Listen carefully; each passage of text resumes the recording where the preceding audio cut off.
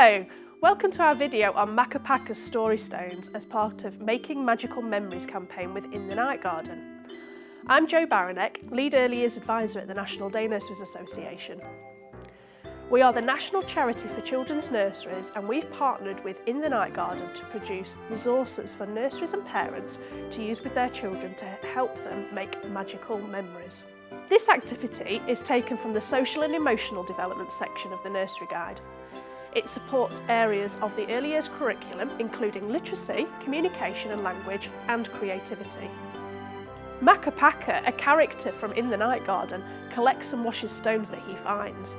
He also likes to stack and count stones from In the Night Garden. To start off this activity, hide stones around the setting and encourage children to go and find them.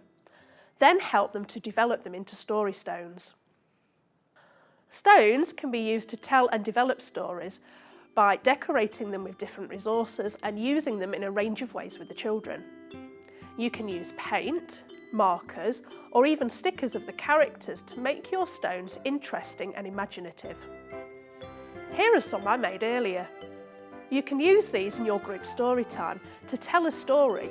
For example, if you have Upsy Daisy, the Ninky Nonk and the Wattingers as characters, and then a bouncy ball and some water, what stories could you come up with?